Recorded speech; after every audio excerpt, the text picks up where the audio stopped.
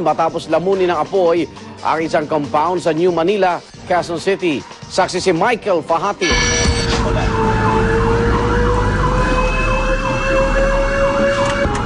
Nangangalit na apoy ang dinatna ng GMA News dito sa barangay Damayan Lagi sa panulukan ng 11 at 12th Street sa New Manila, Quezon City. Mabilis na nilamon ng apoy ang may 100 kabahayan gawa sa light material. May 2 oras ng tagalang sunog na umabot sa ika-4 na alarma bago ito tuluyang naapula. Nadamay ng bahagya ang katabing gusali ng Sunrise Hills Therapeutic Community, isang mental at drug rehabilitation center. Noong unay nangamba mga residente na may mga pasyente na naipit sa loob. Sigaw kanina? Oo. Ano, parang narinig mo? Hindi, kanina pa lang ko lang sinasabi, may tao pa doon ah. Meron pa? Oo, sinasabi ko nga eh. Pero kalaunan ay natagpuan din na ligtas palang lahat ng mga pasyente at nailikas sila sa bakanting lote na ito.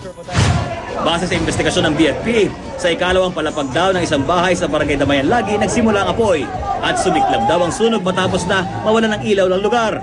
Kaya naman hinala ng mga investigador sa faulty electrical wiring ng salasalabat na kawad nagsimula ang sunog. Nagkaproblema din na makapasok ang mga truck ng bumbero. Bagamat marami ang mga responde dahil sa kipot ng daan, papasok sa lugar, pasado alas 7 na makontrol ng pagkalat ng apoy at may deklarang fire out na. Sa nakalipas na 2 taon, mapapansin maraming insidente ng sunog tuwing Disyembre. Ayon sa BFP, karamihan daw sa mga ito, sanhi ng mga nagsa-short circuit na appliance, tulad ng mga nakababad na Christmas light. Michael Bader ng inyong saksi.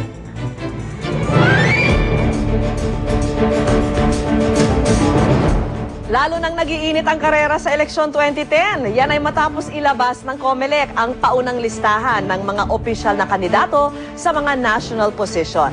Saksi si Tina Pangniban Perez. They have resources. So these were the factors taken into account by the Commission in BAC. We did not make a mockery of the elections. We did not make a confusion of the electoral process. Ilan lang ito sa mga pamantayan ng COMELEC sa pagsala ng mga kandidato sa eleksyon 2010. At mula sa 79 na naghain ng COC sa pagkapresidente, 8 lang ang pasok sa paunang listahan ng COMELEC. Kasama riyan ang pambato ng Liberal Party na si Senador Noynoy Aquino, si JC De Los Reyes ng Ang Kapatiran, dating Pangulong Joseph Estrada ng PMP-1 at Senator Richard Gordon ng Bagong Bayan Party. Pasok din sa shortlist ang independent presidentiable na si Senadora Jambi Madrigal, dating Defense Chief Gilbert Chodoro ng Lakas Kampi CMD, Brother Eddie Villanueva ng Bangon Pilipinas at Senator Manny Villar ng Nationalista Party. Apat sa listahang yan ay nahaharap sa petition for disqualification pero isasama pa rin daw sila ng COMELEC sa official ballot. Diringgin pa lang kasi ang mga petisyon at maaaring umabot pa sa Korte Suprema ang usapin. Sinabi namin, disqualified. Tapos sabi ng Supreme Court, qualified. Paano pa natin i-reinstate yung pangalan sa balota? Hindi na mabibilang kung disqualify na ng Supreme Court. Wala naman sa 20 naghain ng COC sa pagka-vice-presidente ang pasok sa listahan. Kasama riyan ang katandem ni ERAP na si Makati Mayor Jejomar Binay, Dominador Chipeco Jr. ng Ang Kapatiran, Bayani Fernando ng Bagong Bayan Party at si Senadora Loren Legarda ng NPC. Pasok din sa karera ng mga vice-presidentiable ang manok ng administrasyon na si Edu Manzano, si Senador Marojas ng Liberal Party, Jay Sonsa ng KBL at Perfecto Yasay ng Bangon Pilipinas. Sa 158 namang gustong tumakbong senador, 58 ang pasok sa listahan. Ang mga wala sa listahan, may 5 araw pa para maghain ng verified opposition para iapela ang desisyon ng COMELEC. Nakataktang dinggin ang mga petisyon sa Miyerkules ng susunod na linggo at bago matapos ang naturang linggo, inaasahang lalabas ang pinal na listahan ng mga kandidato. Ako si Tina Pangniban Perez, ang inyong saksi. Good news sa mga hindi nakahabol sa voters registration. May hanggang Enero na kayo para magparehistro matapos magbaba ng kautusan ang Korte Suprema na palawigin ang registration.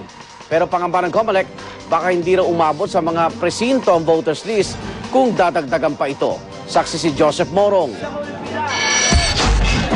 Sa mga botanteng hindi nakahabol sa voters registration noong October 31, may pag-asa pa para makapagparehistro. Sa isang unanimous decision na sinulat ni Associate Justice Conchita Carpio Morales, inutusan ng Korte Suprema ang COMELEC na magsagawa ulit ng voters registration hanggang January 9, 2010.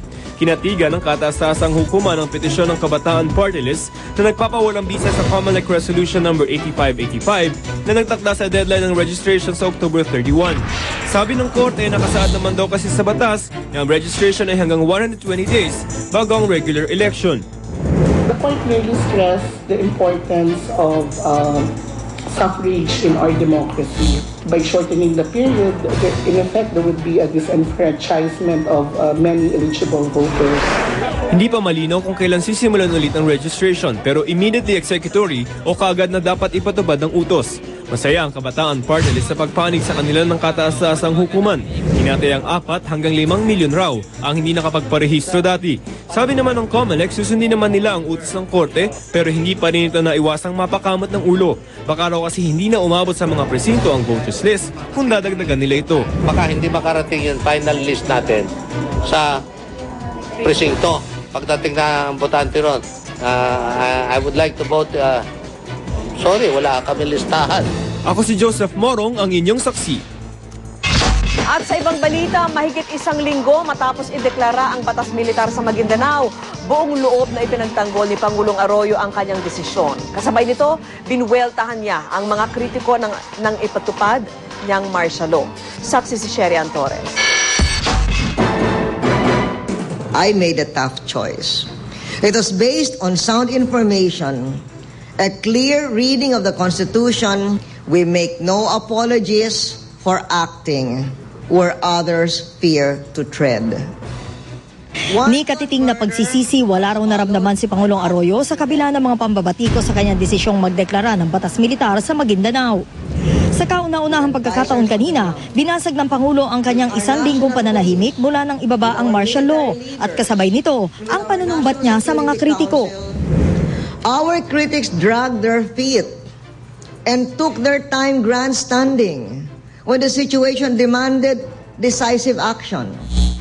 For those seeking higher office, it's time for action, not just tough talk. Giit pa ni Pangulong Arroyo, kung hindi raw dahil sa maagap na paglabas ng Proclamation 1959, the nation faced a rebellion that could have ignited total chaos in Maguindanao and likely spread throughout Mindanao. As President, I have a constitutional obligation to defend this nation from internal rebellion. Kaya naman ipinangalandakan ng Pangulo ang mga bunga ng anyay matagumpay na pagpapatupad ng batas militar. The investigation has so far resulted in the arrest or taking into custody of more than 600 individuals, including the alleged masterminds. I am sorry. Minsan na nagsorry noong sumiklab ang Hello Garcia scandal. Sabi ni Senate Minority Leader Aquilino Pimentel Jr., wala naman daw talaga sa bokabularyo ng Pangulo ang paghingi ng paumanhin. Pero dapat daw mag-isip-isip ito ng husto, lalo't 18 senador, kabilang ang ilan niyang kaalyado, ang nagsabing mali ang kanyang pagpapairal ng martial law. Sabi naman ni Senador Cheese Escudero, di na bale kung magsorry ang Pangulo o hindi. Ang mahalaga raw anya ay mapanagot si Presidente sa kanyang mga ginawa o di nagawa. Sa unbank meeting ng Korte Suprema kanina, parehong inatasan ang mga petitioner pati na ang mga nagpatupad ng martial law na magkomento kung moot and academic na ba ito. Lalo't binawi na ang batas militar 8 araw matapos itong ibaba. Ako si Sherian Torres, ang inyong saksi. At sama-sama nating saksihan. Supply na malulutong na perang papel, sapat daw para sa mga mamimigay ng aginaldo. Sa unang pagtakbo ng ilang fratmen ang hubot-hubad sa UP Diliman, muling dinayo at inabangan.